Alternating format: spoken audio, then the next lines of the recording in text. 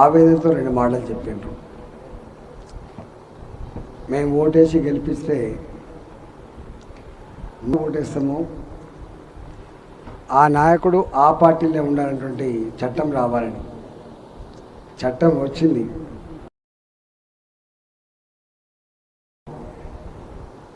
ఆయా రామ్ గయా రామ్, చరిత్ర అది.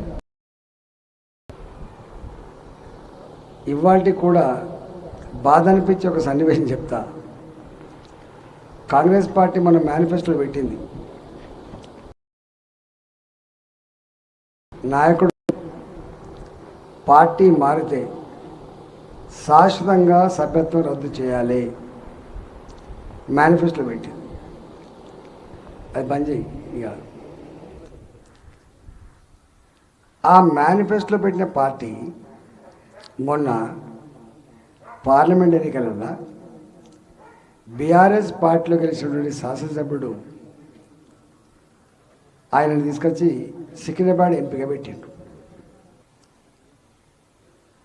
అంటే మరి ఇది పెట్టినా చూసి నవ్వుకుంటున్నటువంటి సిగ్గు కూడా లేదు వాళ్ళకి. అంటే ఒక్కడి గురించి మాట్లాడుతుంది రాజకీయం అంటే గంత.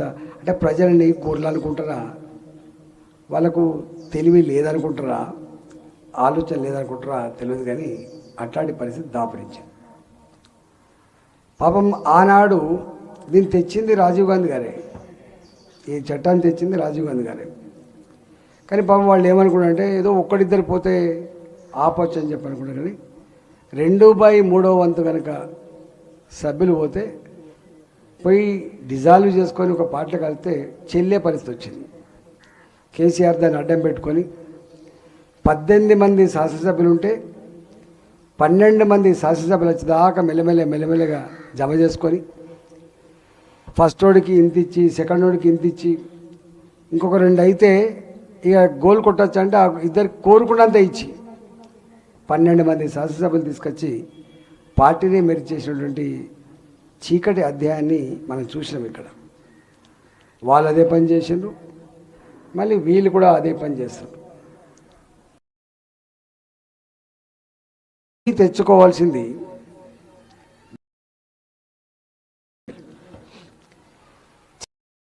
మనం లేదు, వర్తమానం లేకుండా భవిష్యత్తు లేదని మనం పాఠాలు చెప్తూ ఉంటాం. కానీ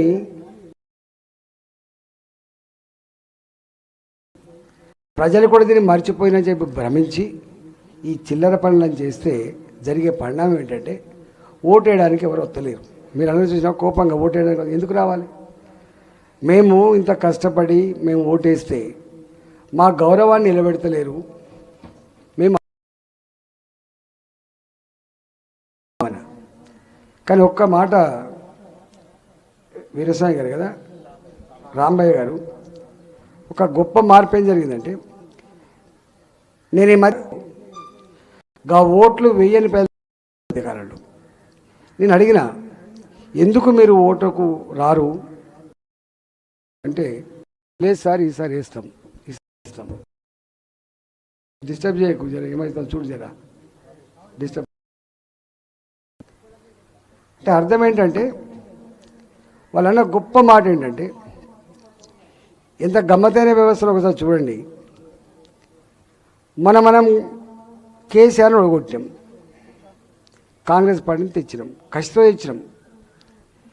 6 నెలలకే తుంటెత్తేసి ముద్దెత్తుకుంటాం కదా అంటాను. పేన మీద నుంచి వెళ్ళి పొయ్యిల పడుతుంది కదా అంటాను. మళ్ళా కాలిపోతున్న మోటార్లు, మళ్ళీ ఇళ్ళలో ఇన్వర్టర్లు. ఇచ్చిన హామీ ఒకటి అమలు కాదు. ఎంత గమ్మతైందంటే, మీరు మేధావులు కూడా చెప్పిపోతున్నా, దేశాన్ని 5 దశాబ్దాల పైబడి పాలించిన పార్టీ కాంగ్రెస్ పార్టీ, 4 దశాబ్దాలు పైబడి పాలించిన పార్టీ కాంగ్రెస్ పార్టీ రాష్ట్రంలో. నేను మంత్రిగా ఉన్న ప్రతిపక్షంలో కాంగ్రెస్ పార్టీ ఉంది. అనేకసార్లు మాట్లాడింది కాంగ్రెస్ పార్టీ. రాష్ట్రం అప్పుల కుప్పగా మార్చినావు, లోన్లు తెస్తా ఉన్నావు, రేపు భవిష్యత్ తరాలకు ఇది కష్టమైంది అని చెప్పి కాంగ్రెస్ పార్టీ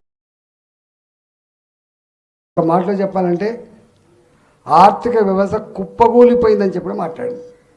ఎవరు? ఇదే ప్రతిపక్ష పార్టీ. కుప్పకూలిపోయిందని చెప్పినటువంటి కాంగ్రెస్ పార్టీ ఎన్నికల ముందు ఎన్ని హామీలు ఇచ్చిందే. మేనిఫెస్టో అది చిత్తు కాగితం కాదు, నాలుకకు తుడుచుకొని పడేసే కాగితం కానీ పాత కేసీఆర్ గారు అంటుండే, పాత ముఖ్యమంత్రి గారు అంటుండే. మేనిఫెస్టో ఒక భగవద్గీతతో సమానం, ఒక ఖురాన్తో సమానం, ఒక బైబిల్తో సమానం అంటారు. అది అమలు చేయాలి. వాటి చూసే ప్రజలు ఇది వస్తాడని చెప్పి ఓటేస్తారు. కానీ ఒక్కటంటే ఒక్కటి ఏది అమలు చేసిండ్రు? మహిళలకు బస్సులలో ఉచిత ప్రయాణం తప్ప ఏ ఒక్కటి అమలు చేయలేక. ఆ బస్సులలో ఉచిత ప్రయాణం కూడా సరిగా బస్సులు లేవు, బస్సులు పెంచలే, అవి స్టేజ్ దగ్గర ఆగుతలేవు, తిట్టుకుంటాను కొట్టుకుంటాను పరిస్థితి. ఒక్కటి ఎన్ని హామీలు? 2 లక్షల రుణమాఫీ, మహిళలకు 2,500 రూపాయలు, చదువుకునే అమ్మాయిలకు స్కూటీలు, పెళ్లి చేసుకునే అమ్మాయిలకు 1,00,000 రూపాయలతో పాటు తులం బంగారం, 2,000 పెన్షన్ ఉంటే 4,000 రూపాయల పెన్షన్, 4,000 పెన్షన్ ఉంటే 6,000 పెన్షన్. ఇక మామూలుగా ఇయలే హామీలు. వాటి అన్నింటినీ అమలు చేయాలంటే రుణమాఫీ ఉన్న సంవత్సరం అయితే 2 లక్షల కోట్లు కావాలి. చాలామంది తెలియదు ఏంటంటే, నేను కొత్తగా ఆర్థిక మంత్రి అయినప్పుడు మా నియోజకవర్గ పౌరులు ఇక్కడ ఉన్నారు, మొత్తం 1,00,000 కోట్లు బడ్జెట్ పెట్టిందంటే 1,00,000 కోట్ల రూపాయలు బీరువాలో పెట్టి తాళం వేసి ఇచ్చిందేమో అనుకున్నారు వాళ్ళు. కానీ గవర్నమెంట్కి ఉండేటువంటి 1,00,000 కోట్ల బడ్జెట్ పెడితే ఖర్చు పెట్టింది 60,000 కోట్లు మొత్తం కలిస్తే. 2.5 లక్షల కోట్ల బడ్జెట్ ఖర్చు పెట్టే డబ్బు 2 లక్షల కోట్లు, 1,90,000 కోట్లు ఖర్చు పెడతాం. ఇవాళ మీరు 50,000 రూపాయలు జీతం వస్తుంది, 50,000 జీతం వస్తుంది అంటారు. 15,000 రూపాయలు ఇల్లుకి అయిపోతుంది. కరెంటు బిల్లు, ఫీజులు అల్లికల్లి సున్న ఉంటుంది. ఉంటే 2,000 3,000 మిగులుతుంది తప్ప. అంటే నీ చేతిలో ఉండే డబ్బు ఎంత? నీ చేతిలో ఉండే డబ్బు 2,000 3,000 5,000 ఉంటుంది, అంతకంటే ఎక్కువ ఉండదా? ఇక్కడ నీ మొత్తం బడ్జెటే 2 లక్షల కోట్లు లేదు. 2 లక్షల కోట్ల రూపాయలు హామీలు ఇస్తే మనం నమ్మినాం, ఓట్లు వేసినాం. ఇవాళ ఏమంటాడంటే, ఎంత గమ్మతైన మాట మాట్లాడితే, నేను కేసీఆర్ గారు నాకు లంకె బిందెలు ఇస్తాడనుకొని వచ్చినా ఈ సచివాలయానికి అంటే అంత ఖాళీ కుండలు కనబడుతున్నాయి అంటాడు ఆయన. అనుడే కాదు, ఆ శాసనసభలో వైట్ పేపర్ పెట్టిన బడ్జెట్ మీద శ్వేతపత్రం అంటుంది దాన్ని, అంటే ఏం స్థితి ఉందో దాన్ని పెట్టి ఏమంటాడంటే మొత్తం అప్పుల కుప్పగా మారిపోయింది, ఏమీ లేదు అంటాడు.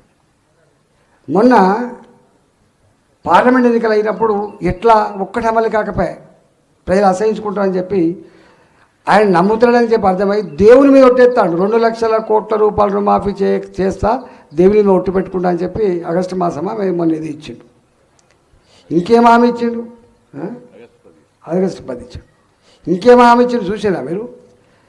రాజీవ్ గాంధీ గారు కనుక ప్రధానమంత్రి అయితే, మీరు 14 సీట్లు కనుక గెలిపించి ఇస్తే తెలంగాణలో, రాహుల్ గాంధీ గారు కనుక ప్రధానమంత్రి అయితే ఆయన లంకె బిందెలు తెచ్చిస్తే నేను మీకు అన్ని హామీలు ఇస్తా అంటాడు.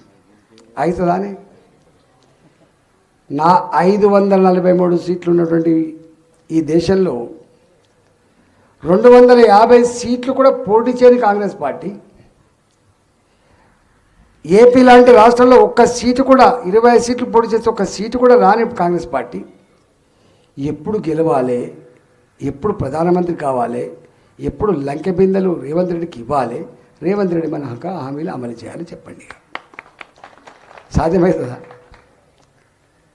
అంటే ఒక్కొక్క దగ్గర అసలు నేను గమ్మత్తుగా చూస్తున్నా. ఈ ముఖ్యమంత్రి ఎన్నడూ ఏదైనా మంత్రిగా చేస్తానో, ఏదైనా బాధ్యతయుతంగా ఉంటానో, జర జిమ్మదారి మాటలు మాట్లాడుతున్నాను, కానీ ఎక్కడ జిమ్మదారి మాటలు లేవు. అంటే నీళ్ళ మీద దెబ్బ కొట్టిపోతాను చూసి అక్కడ కొడతాను నేను. పూటకో మాట.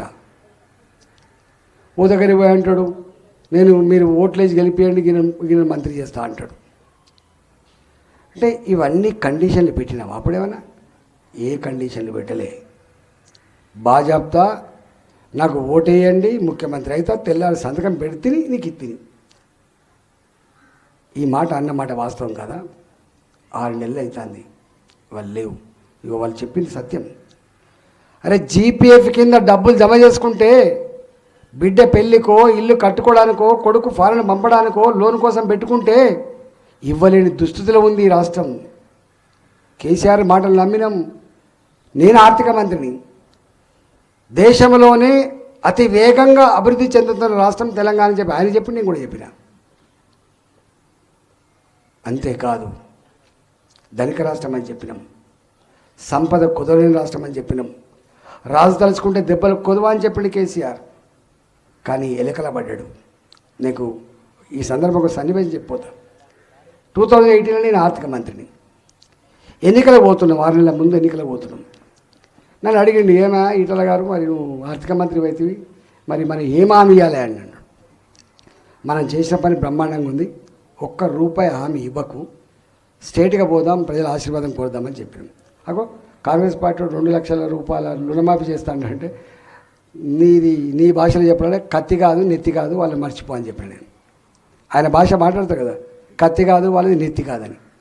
గవర్నర్ పట్టుకొని ఎందుకు ఆలోచిస్తున్నావు, ఆలోచన చేయకు అని చెప్పిన. అగో నువ్వు నీ మాట పట్టుకుంటే ఇక మా గవర్నమెంట్ రావద్దా అన్నాడు. మరి ఏం చేయాలో చెప్పు. ఆనాడు కూడా అనేక హామీలు ఇచ్చిండు కేసీఆర్. ₹1,00,000 రుణమాఫీ అప్పుడే ఇచ్చిండు. 3,116 రూపాయలు నిరుద్యోగ భృతికి అప్పుడే ఇచ్చిండు. ఈ 5 ఏళ్ళని ఇల్లు కట్టియలేకపోతున్నా, బ్రహ్మాండమైన ఇల్లు కట్టిస్తానని చెప్పి హామీ అప్పుడే ఇచ్చిండు. దేశంలో ఎక్కడ కట్టని డబుల్ బెడ్రూమ్ కట్టిస్తా నాకు అప్పుడే ఇచ్చిండు హామీలు. ఇట్లా అనేక హామీలు ఇచ్చాను. నా హుజరాబాద్కి వచ్చి నన్ను ఓడగొట్టాలని చెప్పి దళితుల ఓట్ల మీద ప్రేమ కలిగి దళిత బంధు కలెక్టర్ అయినా దళితుడైనా 10 లక్షల రూపాయలు ఇస్తా అని చెప్పాడు.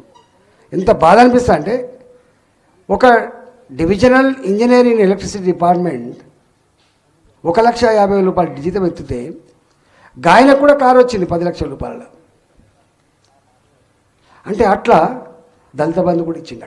అక్కడ ఇచ్చి చాలామందికి తెలివిలో మాట్లాడతారు, ఈ ఎన్నికలు అయిన తర్వాత నేనే రాష్ట్రాన్ని తిరిగి ఇస్తా అని చెప్పిండు. బిషాద్ ఎంత 2 లక్షల కోట్లు అన్నాడు. ఇచ్చిండు ఎక్కడన్నా? చివరికి నిరుద్యోగ భృతి ఇయ్యలే, ఇల్లు కట్టియలే, రైతు రుణమాఫీ చేయలే, పరువు పోద్దు అని చెప్పి రింగు రోడ్ అమ్ముకున్నాడు.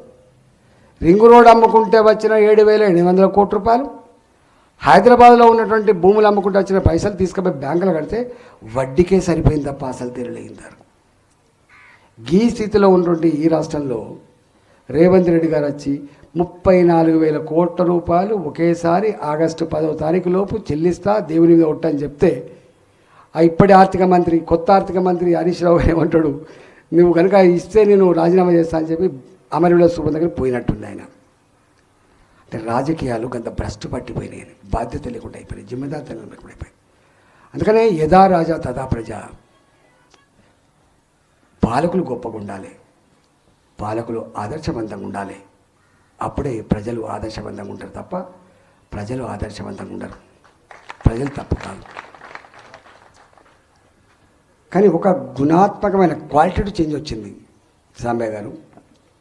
ఏంటిదా qualitative change? ఇవాళ ఎన్నడూ ఇష్టపడని, రాజకీయాలను ఇష్టపడని, నాయకులంటే ఇష్టపడని, ఓటు వేయడానికి బయటికి రానటువంటి ప్రజలు ఫస్ట్ టైం ఓటు ఎత్తాను. నేను చూస్తున్నా, ఫస్ట్ టైం ఓటు ఎత్తాను. అడిగిన నేను, ఎందుకు వేస్తున్నాను మరి? నో, ఇవాళ మేము 10 సంవత్సరాల మోడీ గారి పరిపాలన చూసిన తర్వాత ఓటు వేయాలనిపిస్తుంది అంటున్నాను ఆయన. నేను 2 రోజులు నల్గొండ 7 రోజులు తిరుగుతున్నాను నేను. నాకు ఎవరో అంటున్నారు అలసిపోయినట్టుందంటే, అలసిపోయినా నిజంగానే 75 రోజులు అక్కడ అలసిపోయినాం, మళ్ళీ 7 రోజుల నుంచి ఇక్కడ అలసిపోయినా. తిరుగుతున్నాం, కళ్ళల్లో నిజంగానే ఊపిరి లేకుండా అయిపోయింది. నేను అక్కడికి పోతే మీకు తెలిసిన సిపిఎం పార్టీ వాళ్ళు కమిటెడ్గా ఉంటారు రాజకీయ ఫిలాసఫీకి. నేను ఎంపీ ఎన్నికలలో ఓట్లు వేసినాం సార్ అంటాను. నమ్మచ్చా అని నేను, ఎందుకో చెయ్యి పూర్తికే పోయి సార్ అంటాను. అంటే కరడుగట్టిన కమ్యూనిస్ట్ పార్టీ నాయకులు అన్న మాట, మేము ఈసారి మోడీకే ఓటేసినామని. అంటే దేశంలో జరిగే పరిణామ క్రమ గమనం వాళ్ళ కడప కూడా తట్టింది, వాళ్ళ మెదళ్ళను కూడా తొలిచినట్టుగా నేను భావిస్తున్నా. దానికి కారణాలు ఉన్నాయి. నాకు తెలిసి మీరు ఈ 10 ఏళ్లలో ఏనాడైనా మోడీ గారు సగటు భారతీయుడు తలదించుకునే పని చేసిండా? ఒక్కటి చెప్పండి, ఇక్కడ తప్పు చేసిన చెప్పి. ఈ పెద్దోళ్ళు, ఈ గొప్పోళ్ళు వీళ్ళు దేశాన్ని మేమే పాలించినాం, మాకే శక్తి ఉంది, మాకే అనుభవం ఉంది, 100 సంవత్సరాల భయపడి కలిగిన చరిత్ర కాంగ్రెస్ పార్టీ అని చెప్పి ఈ పెద్ద మనుషులు బోఫోర్ స్కామ్ ఎవరి హయాంలో జరిగింది? Coal scam 4 lakh crore rupees scam supreme court ముట్టకలిసి రద్దు చేయించింది మోడీ గారు రాగానే. ఎవరి హయాంలో జరిగింది? 2G స్కామ్ ఎవరి హయాంలో జరిగింది? సొంత ప్రభుత్వంలో ఉన్న మంత్రులే జైళ్లకు పోయిన చరిత్ర ఎప్పుడుంది? సొంత ఐఏఎస్ ఆఫీసర్లే జైలుకు పోయిన చరిత్ర ఎప్పుడుంది? వాళ్ళ పీరియడ్లో ఉంది. చూడలేదా మనం ఏం పీరియడ్? ఇవాళ మనం చూస్తున్నాం, తెలంగాణే సర్వస్వం అని చెప్పినటువంటి, తెలంగాణ కోసమే జీవిస్తా, తెలంగాణ కోసమే మరణిస్తున్నా అని చెప్పినటువంటి మా కేసీఆర్ గారు ఏం పని చేసిండు? ఒక్క ఈటల రాజేందర్ అంటోడు హుజరాబాద్ ఓడగొట్టడానికి 600 కోట్లు ఖర్చు పెట్టిండు. 600 crore rupees, 2000 crore rupees for SC families, Dalit Bandhu 2000 crore rupees ఇచ్చిండు. 1000 కోట్ల రూపాయల సిమెంట్ రోడ్లు, డ్రైన్లు ఏదంటే అది ఇచ్చిండు. ఒక్కడి మీద ఖర్చు పెట్టిన డబ్బు ప్రభుత్వ పరంగా 3000 కోట్లు, ఇల్లీగల్ ఖర్చు పెట్టింది 600 కోట్లు. ప్రజాస్వామ్యం అసహించుకున్నది. నాకు ఇంకా 6000 రూపాయలు రాలే, నాకు ఇంకా 10,000 రూపాయలు రాలే, నాకు ఇస్తేనే ఓటు వేస్తా అని చెప్పిండ్రు. బాధ్యత చెప్పిండ్రు. ఎక్కడ పోయింది ఎలక్షన్ కమిషన్? ఎక్కడ పోయిండు సెషన్?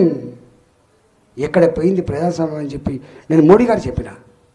సరే మీరు అంత బాగానే ఉంది, కానీ ఒక్కటి నేను గుర్తు చేస్తున్నా, నేషనల్ ఎగ్జిక్యూటివ్ కమిటీ సమావేశాలు ఢిల్లీలో జరిగితే చెప్పిన నేను, మనం ఎంతగా గొప్పగా పరిపాలించినా ఈ దేశంలో ఇంకా అనేక రుగ్మతలు ఉన్నాయి.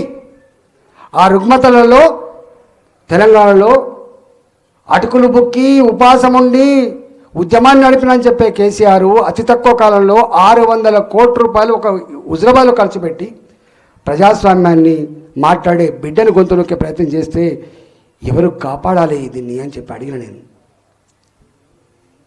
ఇవాళ ఓటు అయ్యో ఏం లేదా అంటాను.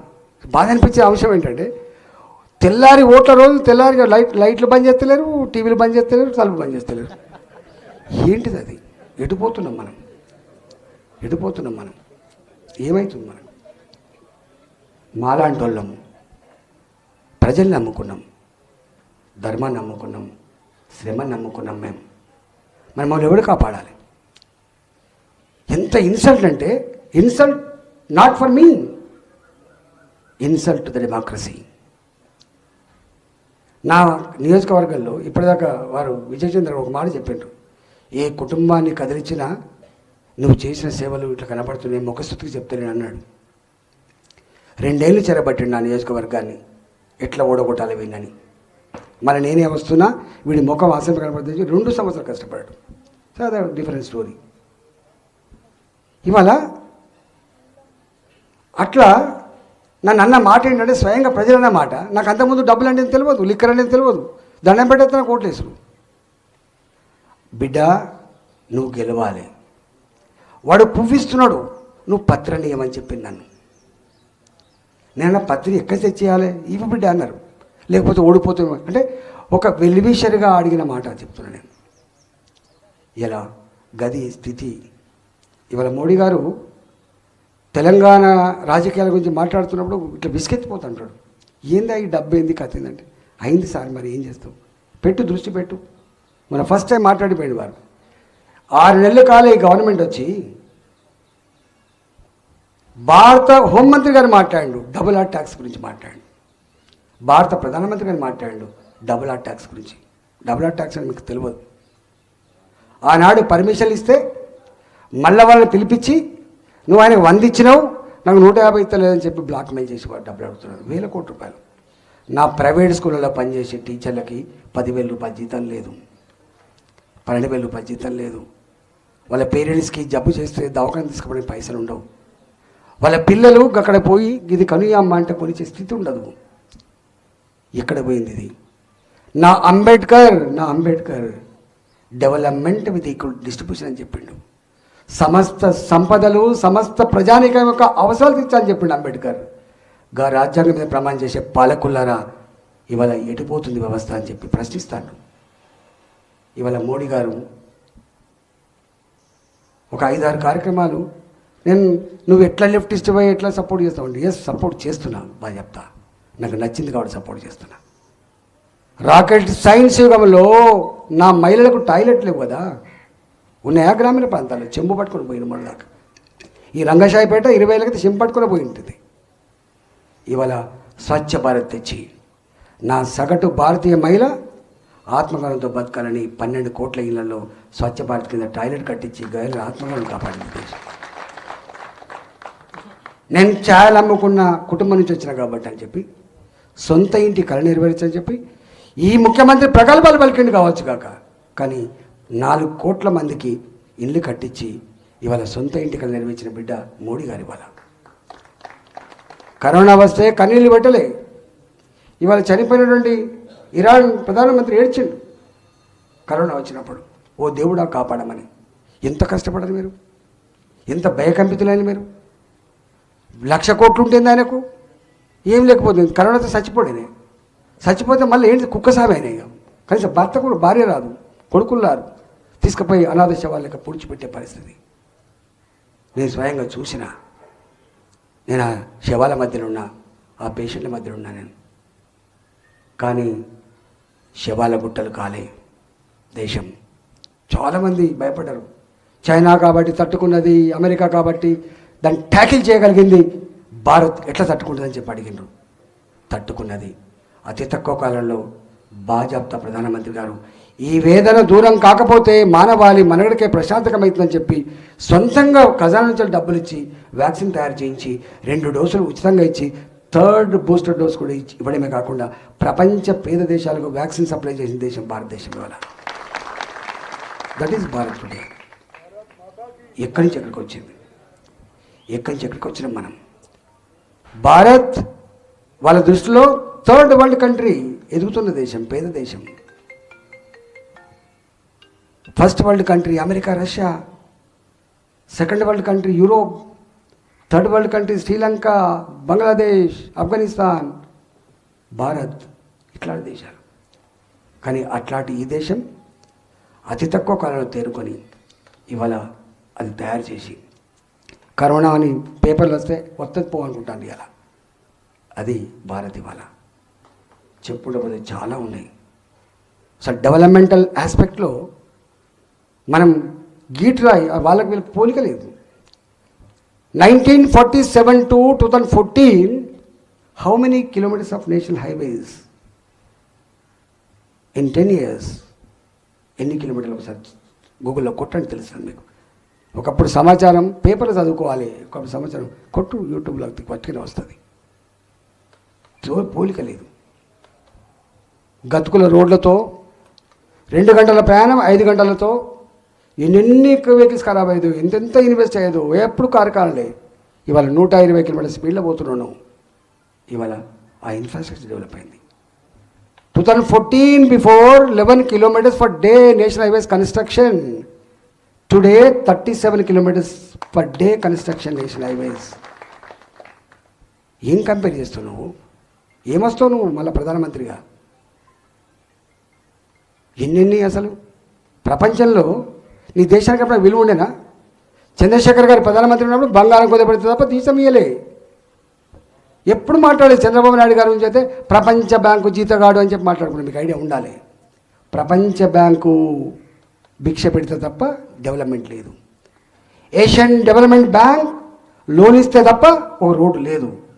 ఇవాళ విదేశీ మారక నిల్వలు డబుల్ అయి ఎవడికి చేయి చాపకుండా ప్రపంచంలో భారత్కు అవసరం పడితే సాయం చేయగలిగే స్థితిలో ఏ దేశం లేదు. కానీ ప్రపంచంలో ఏ దేశానికి అవసరం పడ్డా సాయం చేయగలిగే స్థితిలో భారత్ ఉంది. వాళ్ళ భారత్ ఉంది. That is India today.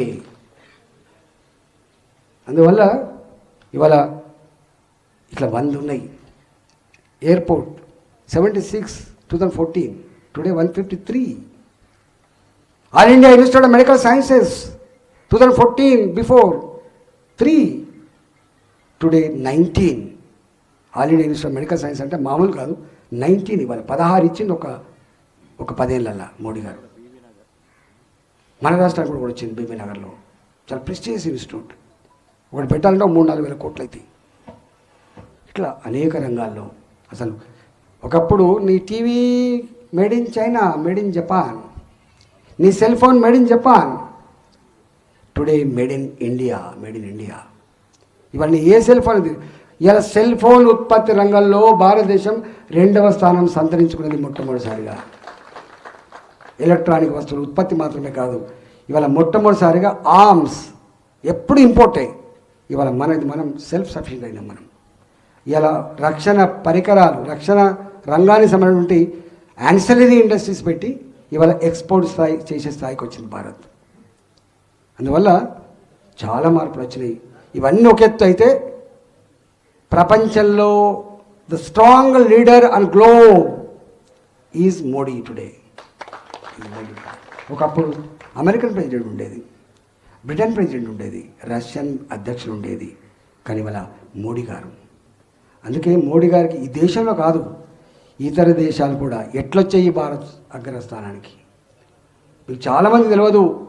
ఇవాళ నీ బౌండరీస్ అన్నీ కూడా లక్షల కోట్ల రూపాయలు పెట్టి రోడ్లు వేసి ఇంచు భూమి ఆక్రమించుకోవద్దు, నా భారత భూభాగాన్ని ఏ దేశం ఒక ఇంచు కూడా ఆక్రమించుకోవద్దని చెప్పి, నా దేశం వైపు కన్నెత్తి కూడా చూడొద్దని చెప్పి 370 ఆర్టికల్ కొట్టి పడేసి నా జమ్మూ అండ్ కాశ్మీర్ ఎన్నటికీ భారత్లో భాగమని చెప్పిన వ్యక్తి మోడీ గారి వల్ల. ఒకనాడు ఒకే దేశం 2 చట్టాలు, ఒకే దేశం 2 జెండాలు, ఒకే దేశం 2 ప్రధానమంత్రులు, ప్రతినిత్యం సైన్యం మీద రాళ్ళేసేది, ప్రతినిత్యం ఏదో ఒక జాగల బాంబుల మూతలల్లా తెగిపడ్డ కంఠాలు చూసాం సైన్యాన్ని. ఆ శవాలు వచ్చినాయి మన ఊళ్ళకు. కానీ ఇవాళ అటువంటి పరిస్థితి లేదు. ఇవాళ బాజాప్తా 370 ఆర్టికల్ రద్దు చేయబడ్డది. అంతేకాదు ఇవాళ మైనార్టీల విషయంలో నా ముస్లిం ఆడబిడ్డలకు పెళ్ళి అవుతుంది, విడాకులు ఇవ్వాలంటే ఎంత కష్టపడుతుందో మీకు తెలుసు. ఎన్నెన్నో ప్రాసెస్ జరుగుతూ ఉంటాయి. బిడ్డ పోవాలి, బిడ్డ వద్దు, బిడ్డ విడాకులు వద్దు బిడ్డ అంటారు మా దగ్గర. ఇంట్లో కుటుంబంలో అవుతుంది ఫస్ట్ పంచాయతీ, తర్వాత పెద్ద మనుషులు అవుతుంది పంచాయతీ, తర్వాత పోలీస్ స్టేషన్లో అవుతుంది పంచాయతీ, చివరి కోర్టుకు పోతుంది పంచాయతీ. తీసేయి చివరికి. కానీ ఇక్కడ జస్ట్ నీకు 20 ఏళ్ళ భార్యాభర్తల బంధం ఉంటుంది, పిల్లలు ఉంటారు, త్రిపుల్ తలాక్ అంటే ఎగిరిపోడే. ఏ మతం మనిషిని హింసపెట్టదని చెప్పిండు మోడీ గారు. ఓట్ల కోసమే అయితే, అప్పీజ్మెంట్ పాలసీ అయితే అది ఉంటుంది, కానీ కొట్టి పడేసి నో త్రిపుల్ తలాక్ టుడే. నా మైనార్టీ ఆడబిడ్డలకు కూడా స్వేచ్ఛ ఉండాలి, చట్టబద్ధంగా ఉండాలని చెప్పిన వ్యక్తి మోడీ గారి వల్ల. అందుకే సబ్కా సాత్, సబ్కా వికాస్, సబ్కా విశ్వాస్, సబ్కా ప్రయాస్ అని చెప్పిండు. No communal thinking, narrow thinking వాళ్ళకు ఉన్నది. ఓట్ల కోసం వీళ్ళను అప్పీజ్మెంట్ పాలసీ తప్ప వీళ్ళకి నిజాయితీ లేదు. మైనార్టీలని ఓట్ల కోసం వాడుకునే తప్ప నిజంగా వాళ్ళ వెల్ఫేర్ కోసం పనిచేసే చరిత్ర ఎక్కడ లేదు. నాకు తెలిసి జమ్మూ అండ్ కాశ్మీర్లో కూడా రక్తపాతం ఎవరు కోరుకోలేదు సామాన్య ప్రజానికం. అక్కడ చనిపోయింది హిందువులే కాదు, అనేక మంది చనిపోయింది. ఇవాళ మనం చూస్తూ ఉన్నాం అనేక అరబ్ కంట్రీలలో, అనేక ముస్లిం కంట్రీలలో అక్కడ యుద్ధాలు జరిగితే ఎట్లా నష్టపోతుంది చూసినాం. ఒకప్పుడు ఇరాక్ నాగరికత గురించి గొప్ప చెప్పేది మనం, సుమేరియన్ నాగరికత అని చెప్పి, సింధు నాగరికత అని చెప్పి గొప్ప చెప్పుకునేది. అలాంటి ఇరాక్ యుద్ధంలో ఏమైపోయిందో చూసినాం, అలాంటి సిరియా ఏమైపోయిందో చూసినాం. ఏ దేశం ఇవాళ యుద్ధాలతో బాగుపడదు అని చెప్పిన దేశం భారతదేశం. ఇవాళ మీకు తెలుసు, రష్యా ఉక్రెయిన్ యుద్ధం మొదలైనాడు చెప్పిండు మోడీ గారు. మంచిది కాదు సుమా, ఈ కాలంలో యుద్ధాలు ఏందండి, ఈ కాలంలో కావాల్సింది వెల్ఫేర్ కావాలి, పురోగమనం కావాలి, ఉద్యోగాలు కావాలి, యుద్ధాలు కాదని చెప్పిండు మోడీ గారు. వినలే, కానీ ఇవాళ వింటున్నారు. మళ్ళీ ఇవాళ అదే 2 దేశాలు మోడీ గారికి ఉత్తరం రాసినాయి. మోడీ గారు, మేము అలసిపోయినాం, మీరే మధ్యవర్తిగా ఉండి మా 2 దేశాల యుద్ధానికి చరమగీతం పాడండి అని చెప్పి ఉత్తరం రాసింది మన రష్యా. గా స్థాయికి ఎదిగినాం మనం. మనం చూసిండు, ఒక దేశానికి పోతే ప్రధానమంత్రి మోడీ గారి కాళ్ళ మీద పడి కన్నీళ్ళు పెట్టిండు, నా దేశాన్ని ఆదుకున్నావు నువ్వే అని చెప్పి. అందువల్ల అనేకం ఉన్నాయి భారత కీర్తి పతాక. అసలు మోడీ గారు అమెరికన్ పార్లమెంట్లో మాట్లాడుతుంటే ఎవరు జై మోడీ అన్నారండి? భారత పార్లమెంట్ సభ్యులు కాదు, అమెరికన్ సెనేటర్లు సప్పట్లు కొట్టి జై మోడీ అన్నారు. గుర్తుపెట్టుకో. ఎక్కడి అమెరికా మోడీ గారికి ఇచ్చిందా వీసా? ఇచ్చిందా వీసా? నో, రిజెక్ట్ చేసింది. నా అబ్దుల్ కలాం అవమానపరచలే అమెరికా. కానీ ఇవాళ అవమానానికి గురైన దేశం అమెరికన్ పార్లమెంట్లో ఆత్మగౌరవ బావుట ఎగిరేసింది. ఇవాళ గది ఇండియా. అందువల్ల ఇవి చెప్తే ఉడవదు, చాలా చరిత్ర ఉంది. అందుకనే ఇవాళ మళ్ళీ రాహుల్ గాంధీ గారు ప్రధానమంత్రి కావాలి, మళ్ళీ అప్పీజ్మెంట్ పాలసీ రావాలి. ఇవే ఈ దేశం బాబు 73 ఏళ్ళ మోడీ జనరల్గా ఒకనాడు హాలిడే తీసుకోలే. అదొక యంత్రం లెక్క పనిచేస్తూనే ఉంటాడు. మన్ కీ బాత్ ఎవ్రీ సండే, ప్రతి నెల ఒక సండే ఈ దేశంలో ఉన్నటువంటి అన్ని వర్గాల ప్రజల సంస్కృతిని సాంప్రదాయం తాకింది, ప్రతి మనిషిని తట్టింది. అది నిరంతరంగా ఇలా మన గుడి కడితే విమర్శిస్తూ ఉంటారు. అరే ఎవరితో కట్టలే, పోగొట్టుకున్న గుడి, అదొక విశ్వాసానికి ప్రతీక. నీ ఏ వాడకన్నా గుడి వాడుంటుంది. ఎక్కడైనా మసీదులని మైనార్టీలు ఉంటారా? గుడి లేని గ్రామాలు ఉంటాయా? ఎవరి విశ్వాసం వాళ్ళకు ఉంటుంది. చర్చిలు ఉంటాయి, మసీదులు ఉంటాయి, గుళ్ళు ఉంటాయి. ఆనాడు విధ్వంసం చేసిండు. ఏమన్నాడు? శిలాన్యాసం చేసిండు. నిజమే ఇక్కడ గుడి ఉండే అని చెప్పి, కానీ కట్టడానికి దమ్ము లేదు. కట్టింది మోడీ గారు. కట్టడమే కాదు, నాకు తెలిసి ప్రపంచంలో ఉన్న గల్ఫ్ దేశాలు, ముస్లిం కంట్రీస్, వాళ్ళ అత్యున్నతమైన పురస్కారాన్ని మొట్టమొదటిసారిగా మోడీ గారికి ఇచ్చింది. ఇవాళ భారత్ ఇలా ముస్లిం కంట్రీలకు అతి ఇష్టమైన నాయకుడు ఇలా మోడీ గారు. అందుకే అక్కడ మొన్న 5 ఎకరాల జాగా అడిగి బ్రహ్మాండమైన టెంపుల్ కట్టి ఆయననే పోయి ఇనాగ్రేట్ చేసి వచ్చిండు. మన ముస్లిం కంట్రీలో చేసి వచ్చాడు. అట్లా అనేకం ఉన్నాయి. ఒక చరిత్ర. ఆయన జీవిస్తే దేశం కోసం జీవిస్తాడు, మరణిస్తే దేశం కోసం మరణిస్తాడు. ఆయనకు ఇంకో వ్యాపకం లేదు. ఆయన కూతురు లేరు మళ్ళా వారసత్వంగా, ఆయన కొడుకులు లేరు వారసత్వంగా, దాచుకున్న అవకాశం లేదు ఆయనకు. 130 కోట్ల ప్రజలే ఆయన కుటుంబంగా ఇలా వర్ధిల్లుతున్నది. అందుకని ఇది ఆలోచన చేయండి. వట్టిగా ఓటు, వట్టిగా దావతులు వచ్చిండు, నా ఇంటికి వచ్చి దండం పెట్టిండు. What is this? అంటే మన విజ్ఞానం, we are the driving force today. ప్రజలకు ఒక వారధిలాగా ఉంటున్నాం, దిక్సూచిలాగా ఉంటున్నాం. మనం ఎంత గొప్పగా ఉండాలి. ఇవాళ వాళ్ళు వచ్చి దావతులు ఇస్తారండి మనకు. ఇవాళ వాళ్ళు వచ్చి 1000 రూపాయలు ఆఫర్ ఇస్తారండి. It is sad part of the democracy. The complete democracy demands that choose between efficiency and obligation, judge by practices, not by promises. గుర్తుపెట్టుకో. గది ఉండాలి ప్రజాస్వామ్యంలో తప్ప ఇవి కావు. చరిత్ర మారుతుంది. దాన్ని మార్చగలిగే శక్తి ప్రజలకు మాత్రమే ఉంటుందని చెప్పి నమ్ముతుంటాను నేను. చరిత్ర నిర్మాతలు ఎప్పుడు లీడర్లు కాదు, చరిత్ర నిర్మాతలు ఎప్పుడు పార్టీలు కాదు. చరిత్ర నిర్మాతలు, చరిత్ర తిరగరాసేది ప్రజలు మాత్రమే అని చెప్పి నమ్మే దాంట్లో నేను ఒకని. కాబట్టి మీరే మార్చాలి. మీరే ఇవన్నిటికీ చెర మీద పడదు. కాబట్టి హక్కుదారులు మీరే. కాబట్టి దానికి ఇవాళ కాకపోవచ్చు, ఎప్పుడో తప్పకుండా సాధిస్తామనే విశ్వాసంతో ముందుకు పోవాలని మా వాళ్ళు చెప్పినటువంటి ఇప్పటిదాకా మా ప్రేమేంద్ర రెడ్డి 40 ఏళ్ళుగా నమ్మిన సిద్ధాంతం, ఎత్తిన జెండా దించకుండా ఎన్ని అవమానాలు వచ్చినా భరించుకొని దాన్నే నమ్ముకొని ఉన్నాడు. కాబట్టి పార్టీ ఇలా వారికి టికెట్ ఇచ్చింది. మీ ఆశీర్వాదం అంటే వారు గెలుస్తారు. గెలిస్తే ఇప్పటిదాకా మీరు చెప్పిన అంశాల మీద వారు కొట్లాడతారు, వారితో నేను కొట్లాడతా. నేనైతే ఇట్లా ఉన్నాను. నేను మ్యాథమెటిక్స్లో కామన్ ఫ్యాక్టర్ అని ఉంటుంది. ఈటల అంటే కామన్ ఫ్యాక్టర్ ఏం తెలుసా? ఫైట్, పోరాటం కామన్ ఫ్యాక్టర్. ఇక్కడ కొట్లాడతామని చెప్పి మీకు హామీ ఇస్తూ సెలవు తీసుకున్నా. జై తెలంగాణ, భారత్ మాతకి జై.